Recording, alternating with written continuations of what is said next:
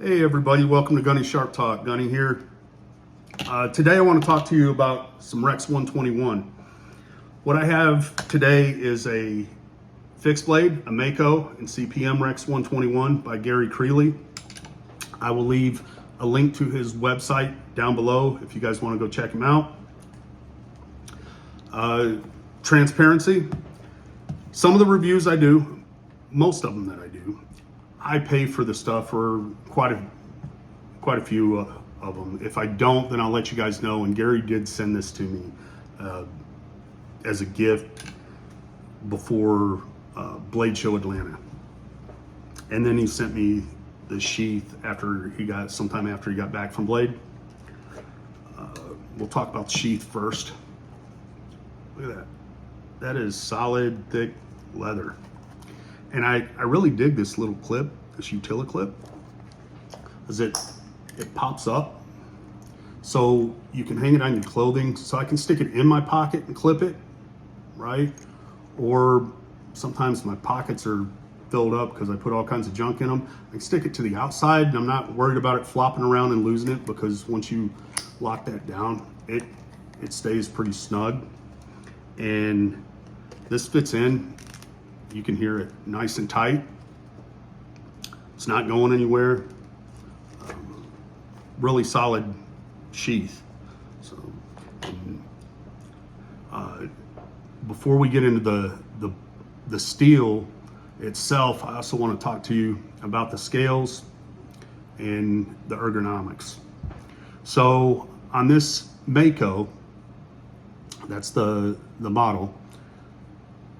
It has, see if you can see the lines on there. Maybe not. But these are 3D printed scales, man. And Gary said it's a carbon infused material, but I like them. I like the look. They feel good. The little, I don't know if those are printer lines. It looks like fingerprints or not because of this, but these little lines give it a good texture. So it's nice and comfortable. I think it looks good. A lot of times I haven't really been into smaller fixed blades in the past because I tended to only carry fixed blades when I was doing outdoor stuff. And when I was doing outdoor stuff, I preferred at least a 4-inch blade, but like 4 to 6 inches. Anything bigger than that, then I want something even bigger. I wasn't much of a 10-inch blade guy because I'd want something a little bigger than that, more machete length. And then something smaller like this, I wouldn't do a lot of small tasks with. I usually had a folder on me, but I really kind of wanted to check out a fixed blade this size because I used a couple and I'm like, man, I kind of like that. It's kind of nice to have, you know, the solidness of a fixed blade. And this blade length, I'm gonna guess about 3 inches or so, about 3, maybe 3.5. I think about 3. I would have to look at his specs, but so I'm just guessing. With the full flat grind in Rex 121, this little thing cuts and cuts and cuts and cuts and cuts.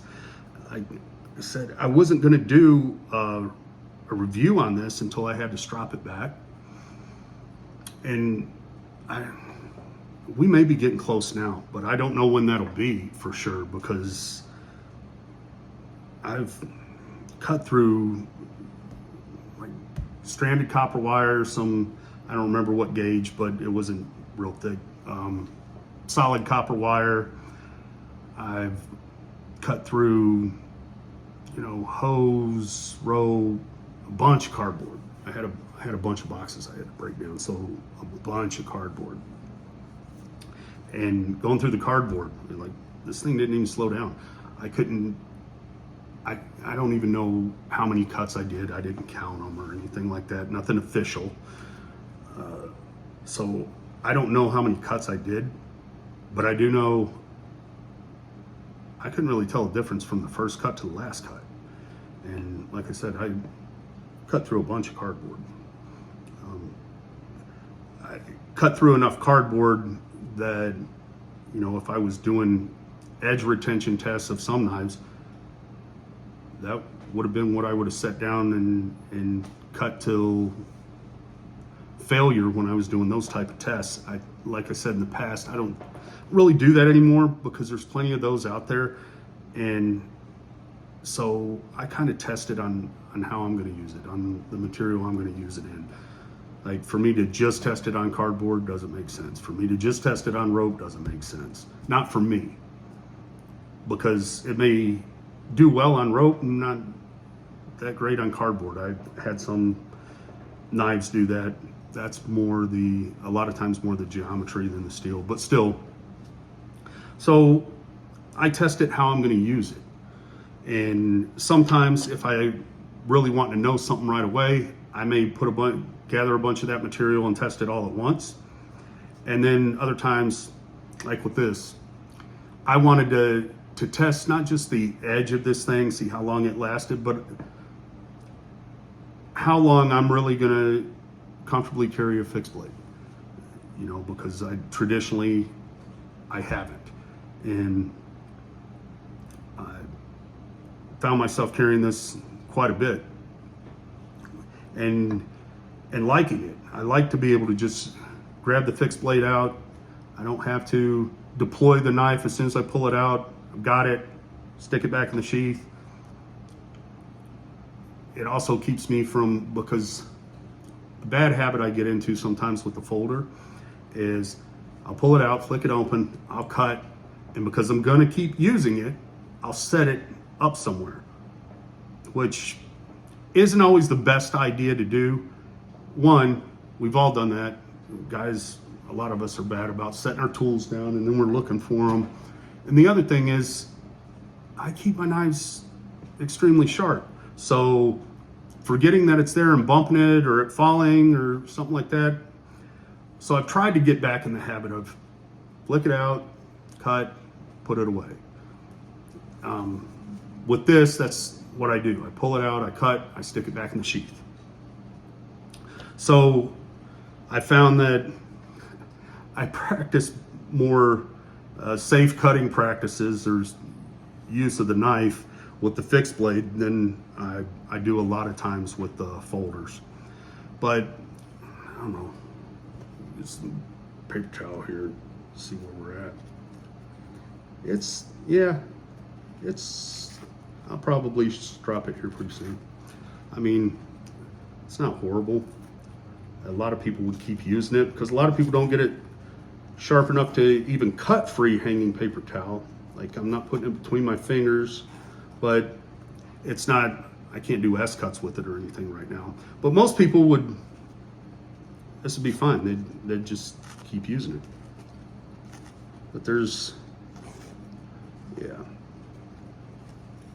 a couple spots. It's not biting into it the way I want it to, even though it'll still cut into it. Let's see with catalog paper. I mean,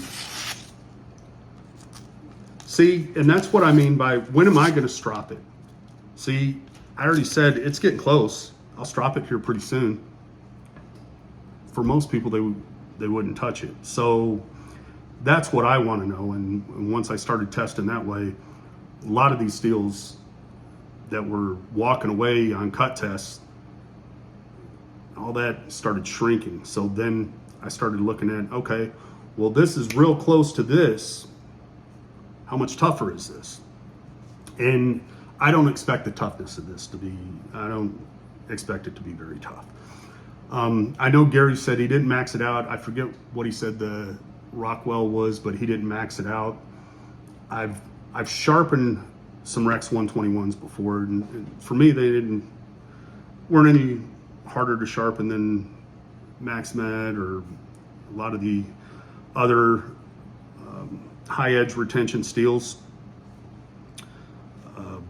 But I did have one time, and I don't remember who the maker was, but they evidently maxed out the HRC on that, and that took me a little time. So if it took me some, I wouldn't say it was difficult, like it just wouldn't sharpen. It just took longer because it wouldn't take as much metal off at a time. So if it took me a long time, you know, and I sharpen all the time, that one, some of you guys would have hated it because you would have never got it exceptionally sharp because you would have quit. You'd have quit as soon as it got to the point where you had an edge, you'd have quit. If I wasn't sharpening it for somebody else, I think that one took me, and I wasn't reprofiling. I think it took me a good part of an hour, which that doesn't happen. Not unless I'm doing a video and I'm talking through it and everything. That's why I don't do a lot of full sharpening videos, because then it does take a long time. But if I'm just sitting down and going, for it to take me, I think it took about an hour. That was a ridiculously long time. And I didn't mirror polish it or anything. I think he only wanted it to like a 600 grit. So, but with this one, it didn't take me any longer, and said the edge still feels good. It just isn't biting into this the way I would like it to. But I will almost guarantee it'll stay the way it is if I don't strop it for quite some time, because to even get to that point, I've cut through a lot of stuff. So that's why I figured let's go ahead and do one now, and maybe I'll do another one when I have to actually sharpen it. Let you guys know like how much it went through before I had to sharpen it. Now, this isn't going to be very corrosion resistant. In fact, you see a little smudge on there? That's from my finger. If you look, see if we can get in the right lighting. So you'll see some, maybe you don't. So if I could had better lighting, so as that smudge is, there's some lighter patina on it. That's from me touching it. I'm not doing a corrosion resistance or anything on this. I mentioned in another video that I'm testing some blade coatings, and I put that on here. After I did the blade coating, I haven't had any more patina pop up. Now, I haven't gotten it wet or anything like that. I haven't tried to. At this point, I was just wanting to see, hey, is this something I would carry regularly? And what's the edge retention on this like? And edge retention's ridiculous. But again, I'm gonna drop a link down below. There's some other stuff I'm testing from Gary. He's got some emulsions out. Since I'm not making mine anymore, I'm testing different emulsions. His are monocrystalline. So as far as the polishing goes, you're not gonna get the same polish. Right now he has a 6, 3, and 1 micron, and I'll do a full video on it. But for knife maintenance, edge maintenance, I'm liking it pretty well. But I'll do a whole video on it and let you guys know my thoughts on it here. I don't know, maybe this week or next week I'll try to get it posted up. I also have a video coming out on Rex 76. I used a Spyderco Mule in the Rex 76, and that Brynite, that headlamp that I unboxed and did some testing on, I have a video that I need to get put up of that too, to give you my overall thoughts of it. But you guys that have used Rex 121, if you would, comment down below. Let me know what you thought of it. Let me know how it performed for you. I don't tend to get chipping in blades very often, but a lot of that has to do with, cutting technique and sharpening technique, because I don't fatigue the edge by using excessive pressure sharpening ahead of time. But this, I've cut on marble countertop. I had a stainless steel table that I was cutting on, and you seen it's still what most people would consider pretty sharp. Me, it's getting close to where I want it sharper, but it's still a sharp knife, and it'll stay that way for quite some time. But anyways, comment down below, let me know what you think, and I guess like, subscribe, all that good stuff that I'm supposed to say. And I appreciate you guys, I appreciate you watching, and I am gonna start trying to get out more regular videos for you. Thanks for watching.